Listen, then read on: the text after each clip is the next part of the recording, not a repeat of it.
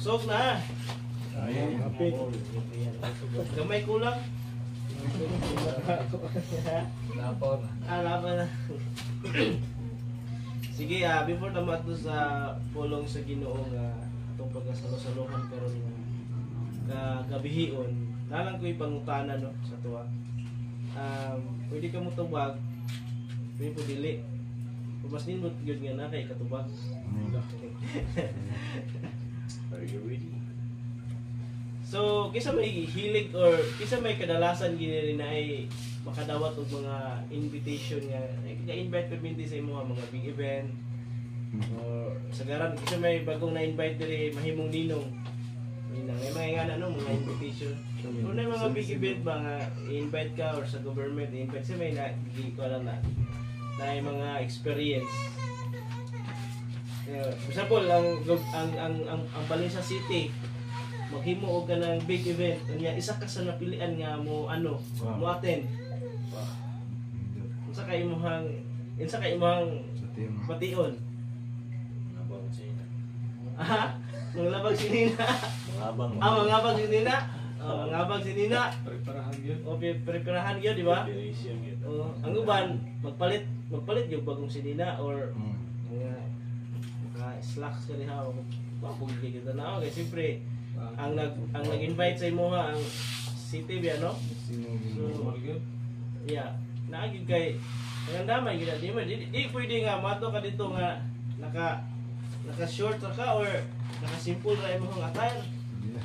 Mga big event biya. So bisan gani sa tong gitrabuan.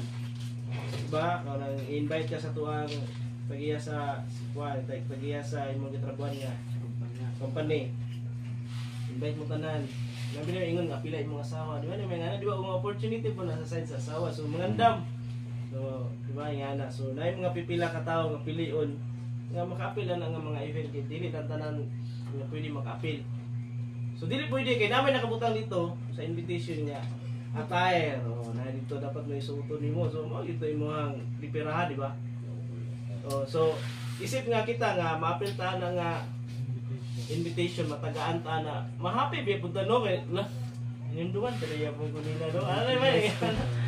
Wala ko na expect ani nga ma-apil din ko ani nga ana ba? Nay mga nga moments sa tong life nga maka-happy bi gyapon nga nay mag-invite sa atuwa, di ba? So karon nga kagabion nadati mo sa Mateo chapter 22. No? Mateo chapter 22 gikan sa 1 hangtod sa 14. So and Jesus answered and spoke to them again by parables and said, the kingdom of heaven is like a certain king who arranged a marriage for his son. So kani nga istorya no na ang kingon diri ang gingharian sa Dios susama sa usa ka amahan nga nag-arrange siya og marriage para sa iyahang anak. So Mateo 22 chapter 22 1 to 14. So iyon ra sa verse 3, and he sent out his servant to call those who were invited to the wedding. So but pasabot na gini invitation. So na gini sa invitation kay ipatawag sa iyang servant no nga kaya tuwa na to mga ginapang-invite. So, and they were not willing to come. Ang nakakuan pa yun kayo, kaya ang mga ginapang-invite nila, wala ganahin mo ato. Again, he sent out other servants saying, tell those who are invited, see, I have prepared my dinner. My oxen and my fatted cattle are killed. And all things are ready. Come to the wedding. Grabe na yun ang pagpangandam sa usa ka amahan kay siyempre marriage sa iyang son, sa iyang anak. Di ba kasi may naka-experience na diri nga ikaw na kay anak nga lalaki na ikaw gyud mangandam man na para sa kaminyoon sa imong anak. Proud jud ka nga isip nga amahan nga imong anak maminyo magastuan nimo isip nga usa ka amahan. So muna dan verse 5, but the midnight of it and went their ways, one to his own farm, another to his business. But ang mga katawhan nga ilang gisilik nga mga person nga ilang gi-invite na ay mga alibay. So naa sila ilang kagalingon nga mga wala sila nangadto. Ang uban busy silang business ang uban busy sa ilang farm, ang uban ay mga ilang kagalingon nga mga lakaw. And the rest, says his servant, treated them spitefully and killed them. Ang uban ba yun? Nga gi-invite na gani ka, no? Gipatay pa yun ka, ikaw pa gi-invite. Imo pag yun ng mga nag-invite sa imo ha. Sabi nga, Juan. But when the king heard about it, he was furious, and he sent out his armies, destroyed those murderers, and burned up their city. So grabe kasuko sa king kayang mga servant gipang patay sa mga gipang invite. Ang iyang kasuko, ang nahitabo, iyahang gipasunog ang city o gipadala iyahang mga armies, no? Then he said to his servant, the wedding is ready, but those who were invited were not worthy. Therefore, go into the highways, and as many as you find, invite to the wedding. So those servants went out into the highways and gathered together all whom they found, both bad and good, and the wedding hall was filled with guests. So napuno na yun, wala gid siya namili na. Maayo og dili. Sudlan na ninyo. Okay? Sayang kaya itong gi-prepare nga bangkete. But when the king came into to see the guests, he saw a man there who did not have on a wedding garment.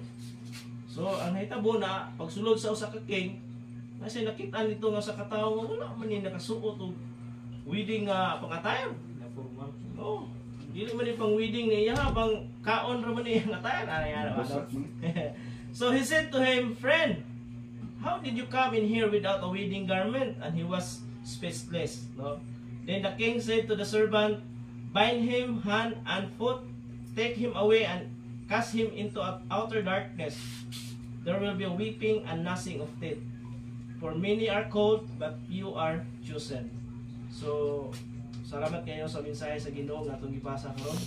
Let's pray.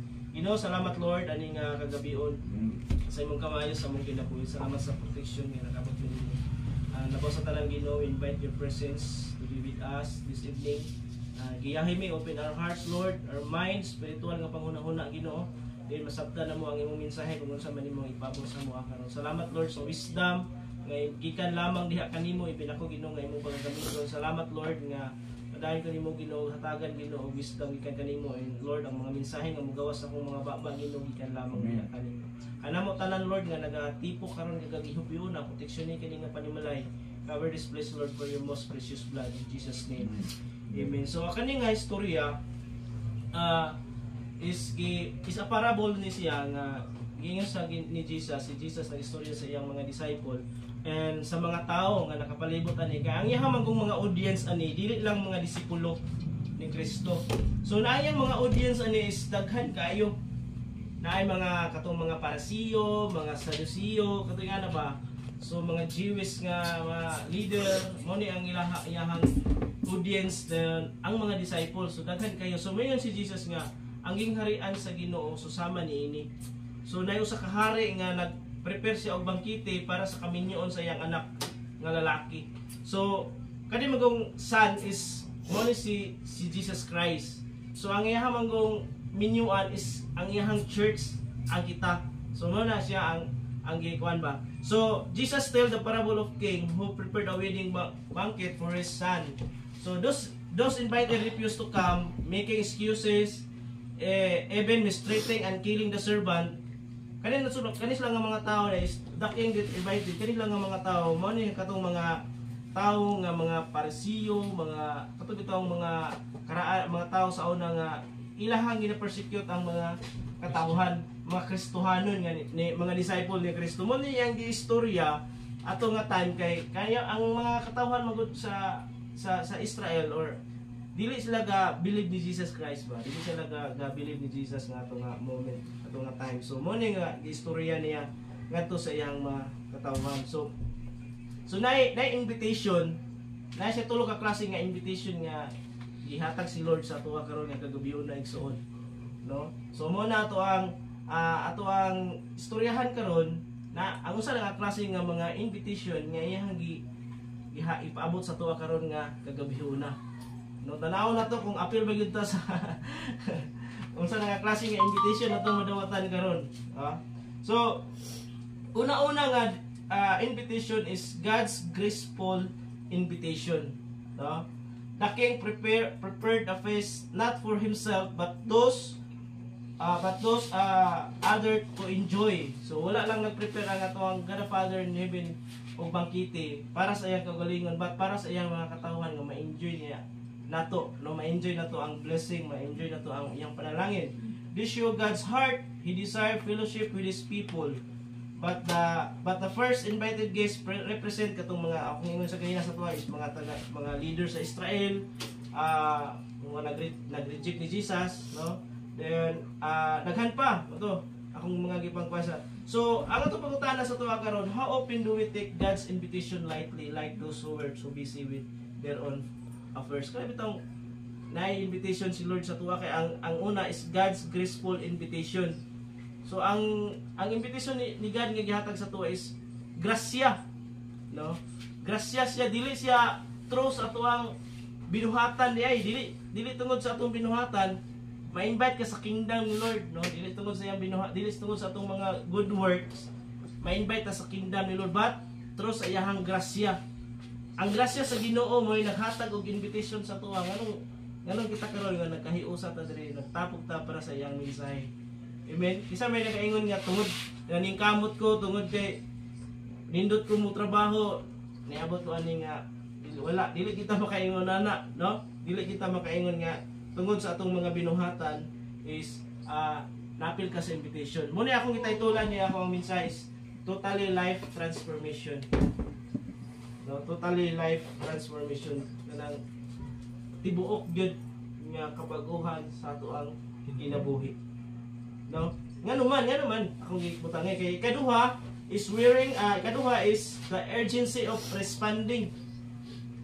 Itong mga gipang-invite nila, itong nagibangkiti niya, daghan sila og mga rason, busy sila, daghan sila og mga tinguha, mga negosyo, guban pa, daghan sila ilang mga galingong mga diskarte, kanang nabisi sa mga ilang mga personal nga mga desire o personal nga mga tinguha sa kinabuhi. So dili lang ni sa parables nga kakahitabo, kung dili kakahitabo ni sa tuwa karon, dili lang ni sa parables, but kani nga pangistorya nga gihimo ni Jesus is nagareplika din sa tuwa karon nga kapanahunan. Di ba? We remember, di ba, sama sa atong mga siguro sa atong mga ginapang invites since nga gibago ka sa Ginoo. Nabatanan to? Nauban ba nato sila hantud karon, di ba? Daghan sila og mga reason sa ilang life. Daghan sila og mga tinguha na sila, daghan sila og mga gusto nga ilang himuon. Kumbaga, less priorities na lang nila ang pagsimba ba? Less priorities na lang nila ang word ni Lord. Ang first priority nila is ang ilang kagalingon. So muna nga ikadua is the urgency of responding. Kailangan yun may patong mga kaduhang i-invite kay nangato patanan. So naato ang urgency, no? So sila appeal to sila sa gipili sa Ginoo. And I believe kana imong katapan appeal na siya. No? Apil na siya. Kaya dili na siya mo give up, dili na siya mo undang. So pangaragad sa Ginoo. No, some ignore the king's call because they were preoccupied with their own work or position. Mo dito. No? But others niadto ang uban katong kuan. So atong kanon tinguhaon ulo lahi man ta og mga desire pag-andis kinabuhi, dawit ang manghuna-huna, dawit ang mo diskarte, dili man kita pwede. Di man pwede nga ako mo diskarte ni kuya, no? Di pwede nga ako mo diskarte kang daddy ana. Lahi man ta og diskarte, lahi man ta pamagi sa kinabuhi. Pero natay isa ka common denominator nga ang atong tinguha tanan sa hunahuna o kasing-kasing isang pagpangalagad sa Ginoo. Bisan diha lang magkahiusa ta, di ba? Bahala kay lahi ta og mga pangandi sa kinabuhi, pero ang list atong common denominator lang ang tinguha na to is mga lagad na sige Ginoo. Diba? Amen ba? Okay. No? So kani siya is atong ikuano ni nga mensahe nagahatag bili siya warning sa tuwa. So, nagahatag siya og warning. Kay mo na akong gibutan nga totally life transformation sa ato ang kinabuhi ang title kay kani manggong number 3 mo ni nakadako kay in fact isa ko ba nako gigibag sa ko kani ikatulong wearing the wedding garment. Di ba namduman na to nga sa dihang alipay na kayo ang king kay napuno na ang iyahang hall. puno na sa mga bisita nga iyang lipay siya. Pero nasubo siya kay pagsunod niya na usa ka tawo nga iyang nakita nga wala nakasuot sa wedding nga sinina. So, unsa may reflection ani sa tuwa or unsa may atuang panghunahuna ani or sa tuang karon? Is kanimi siya is sige ra siya sa tuwa karon nga kapanahonan. Sige active sa church, naa sa church permanente present, but ang kinabuhi wala na bago ba. No? So wala dili siya total transformation. No? Ingon pa ano lang siya, church attendees lang siya kada Domingo. So dili siya tinuod nga nabag-o. So munang pag-abot sa kingdom ni Lord ay sa gingharian sa Ginoo kailangan ang ay tinud-anay nga Christ-like character ba? Kung kita niya sa tuang matagos sa kinabuhi. So, muna nga nga, but when the king came to see the guest, he noticed a man there who was not wearing wedding clothes. No? He asked, how did you get in here without wedding clothes? Friend, ana siya. The man was speechless. Then the king told the attendants, tie him a hand and foot and throw him outside into the darkness. There where there will be weeping and gnashing of teeth, for many are invited, but you are chosen. So kani siya diri ko naga-focus gyud ganina sa ako ang devotional. Kay grabe pwede, ang pag-invite sa Ginoo pwede man ta mo response dayon. Pwede po dili. But ang kanang kabaguhan sa kinabuhi sa pagsunod ni Kristo mao mo gunay taas kayo nga proseso. Dili man sa ingon nga pagdawat nimo ni Jesus Christ karon, totally na bago na dayon ta. No, daghan mo kita ibatol sa mga panguna-una na to. No, di ba daghan kay batag ano eh kanang pwede bigyan daghana gyud. No, pwede bigyan daghana gyud nga kwaon mga pamatasan na to kay lahi man ta og giagian, lahi man ta mga kultura, lahi man ta gyud padako sa tong mga ginikanan, dili kita pareha. So, muna kailangan siya og total transformation nga musunod ta diya kay Kristo, no? Musunod ta sa iya. So, the man without wedding clothes represent those who may appear religious or attend this the feast lang. No, ingana ra ba no? Makita siguro na to, siguro sa una isa ta ani, but praise God kay karon dili na ta. Isa ani nga kaya kaon apil ta kay kaon. Di ba na may kaya nga. Uy, nag-anniversary na dito sila. Nga to kay kaon mo kita na. Dabi to na tayo may anak, di mo na ingon nga. Oh, elite soon. Importante sa to mga kaon nang ta. Wala na lang kuan dia. Di ba na tayo may anak ng mga karakter or mga pamatasan. No? But not have truly surrendered their hearts to Christ. So mo na siya. So ang totalis transformation sa tong life day kailangan siya og kanang total pud siya nga surrender sa atoang tibok ng kasing-kasing nganong kasing-kasing man simple na diri kasugod ang mga desire, mga pangandoy, mga tinguha sa kinabuhi, mga di ba? Kay kung nakay tinguha sa imong kasing-kasing musakas tong mind magaplano na dayon na mo na akong buhaton pag-abot na sa mind mugawas na sa imong baba pag mugawas na sa imong baba tumano na sa imong lawas na dayon. No, so mo na siya. So, life transformation, God calls many, but those who are chosen are one who respond in faith and are clothed with Christ. So, sa Galatians 3:27, so, diba? Giingon dito nga, kailangan na to, sininao na to. Isulob na to, dili na to hubuon. Dili lang sa masulob na to sa Domingo. ang Christ character di or ang cloth ni Jesus Christ nga natudlo sa tuwa is dili lang Domingo na to suoton. Adlaw-adlaw. No, adlaw-adlaw sa tanan nga panahon. So application, check your garments basig wala na diha, no? Asa na to kung sinina wala na dito diha or hugaw. No, check your garments. Are you relying on your own good works? Mali kung gingon sa tuwa gina basi nag-rely na lang ta sa tong mga binuhatan ba. Kaya lagi na si Lord kasabot ra wala siya sa tuwa. Ala ba no? Importante nagbuhat lang niya pong maayo. So ingana dili din dapat nga mo rely ra ta diha igsuon kay muna kung ingon sa tuwa gina is kailangan nato isuot ang Christ righteousness. So ang Christ righteousness is na nakalangkob gyud ang holiness, no? Holiness. So We are not perfect man o, makasayop niya punta, masala mo yun ta. Pero ang importante nga atong pangunahuna, kanunay sentro, diha sa Ginoo. No? Dili na to palabyon, dili na to pasagdan, na to kinabuhi. Nga, sadyang na, bago na ta sa Ginoo, or isugdan na ta og bago sa Ginoo, or diha na kailan na ta sa Ginoo og sugod. Karon murag nilabay ang panahon, murag naluya ta, di man gid naman kaya maluya mo gyud ta sa pagpangalagad sa Ginoo. So it's a warning sa tuwa tanan nga ang importante tanaw na to kung napabagid naklop pabagid ta sa righteousness ni Christ. No? Sa atong gitrabuan, sa tanan nga tanang aspeto. Pwede na to pwede man na to na ma-examine ang atong kaugalingon sa tagsa sa atong gitrabuan, sa atong ginegosyuhan. So, the invitation has already been given. So, yes, dugay ra. Sa dihang namatay si Kristo dito sa cross, dito nagsugod ang invitation. Dito sa kamatayon ni Christ sa cross, dito ang nag-start ang invitation. No? I-invite niya sa iyang gugma. So, ang iyang gipangalan sa tuwa, walk daily in holiness. No? Every day, lisod man siya, pero ang atuwa lang yun, kung anong ingon sa tuwa ganina is natay, usa lamang ka common denominator, no? Ang pagpangalagad sa Ginoo mo atong kanunay nga tinguha. Ilabi na gyud ang pagkinabuhi matag adlaw nga matarong tubangan sa Dios.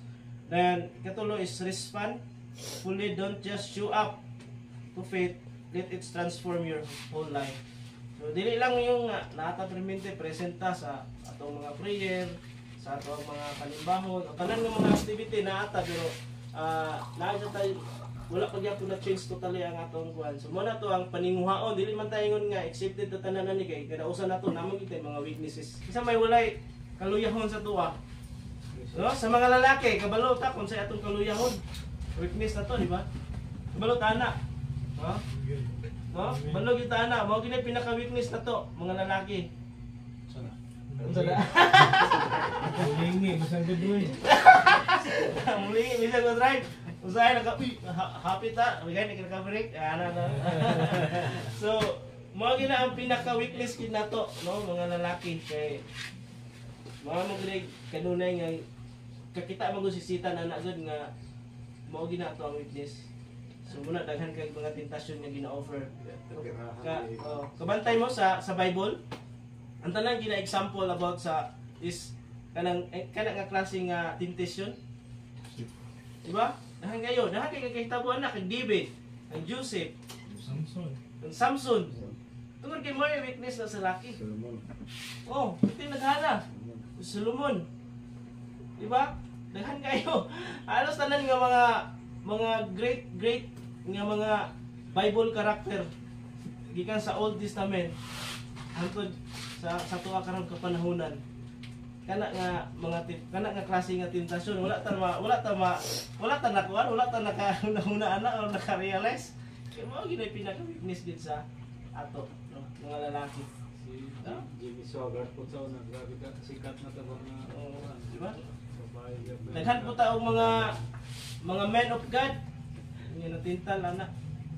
So, muna nga kailangan gid nato kanunay suoton. So, ubon gid nato kanunay ang righteousness ni Kristo sa tong kinabuhi pagkamatarong niya, no?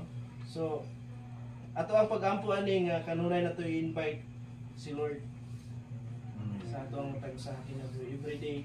Invite nato iyang presence, invite nato siya kanunay kay kung wala ang presensya sa Ginoo murag ang atong hunahuna murag multipas pud siya. Di ba? Multipas gyud, kabantay gid mo nga murag multipas gyud siya. Kung wala ang presence ni Lord, wala mo dili ka giyahan sa Ginoo karon nga adlaw samot wala kay word of the day, di ka kabasa og Bible, murag yun. Lahi gyud multipas gyud siya. Nagay murag Dikit murag. Dili gyud. Dili gyud murag, di ba? So kini is a great reminder gini sa ato tanan ibin sa ako apod nga kanang usay magud magsalig na ta ba kay dugay na ta.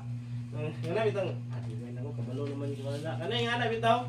So nakoy na katunan karon lang nga kung sobra ra dako kay ka-confident diha po ka atakihon kay murag ano man ko diha pero wala ka balo diha ko ka ma-fall dahil sa imong pagka overconfident overconfident na kay ka ba nga ay kung ano man, alam ko na yan, na sus.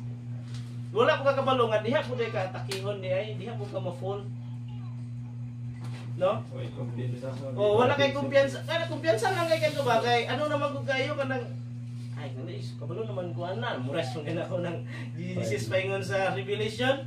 Pero wala ta kabalo day diha dita ma-fall sa atong pagka-overconfident ana nga sitwasyon sa atong pagpangalagad, atong pagkakristohanon, wala na ta kapanagang di ay nga sa sobrang nato nga kuan kanang kumpiyansa, wala na diha na kay then ma-realize na din nato nga lalayuan na kay nako eh. Layo na kay ta sa pagpangalagan sa Ginoo, layo na kay nga ato ang pag-serve niya di na gid mao, dili na para sa una ang kainiton, dili na para sa ngana ba. No? So muna akong ingon sa ganina sa kuha nga is a good reminder gini sa kuha Lord kani nga mensahe. Dili man nato mingon, dili nato pwede ingon nga taas na akong giagian, taas na nga akong daghan na akong na-experience, pero kanunay gyapon ta mag-rely sa presensya sa Ginoo. Kanunay gyapon ta mag-rely sa iyang presence nga ubanan gyud ta niya. Like ni Moses ba, nga mingon siya nga Lord, kung dili ko nimo ubanan, dili na lang. Kung dili man nimo ubanan, ayaw na lang. So, nya na pud ta ato ang prayer.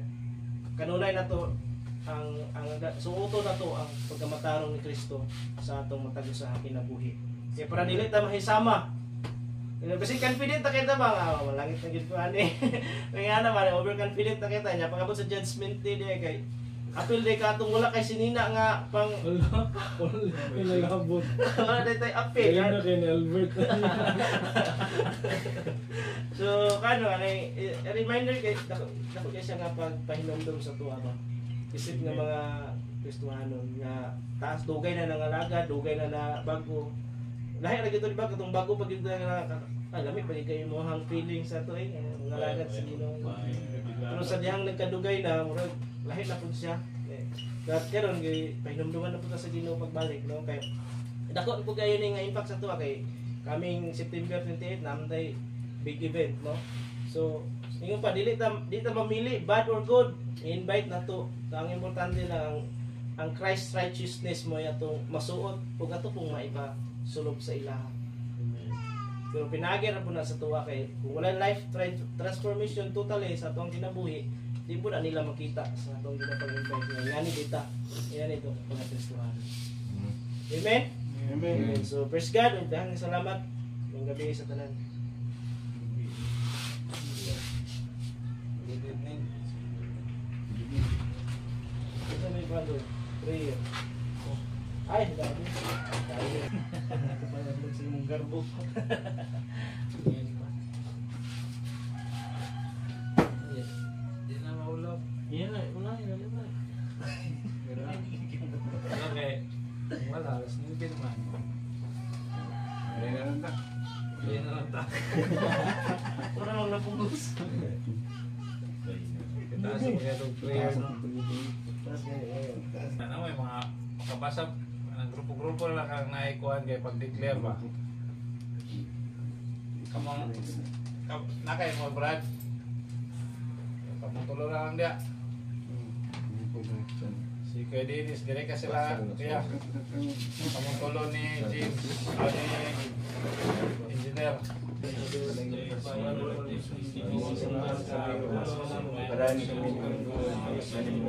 Salamat. Salamat.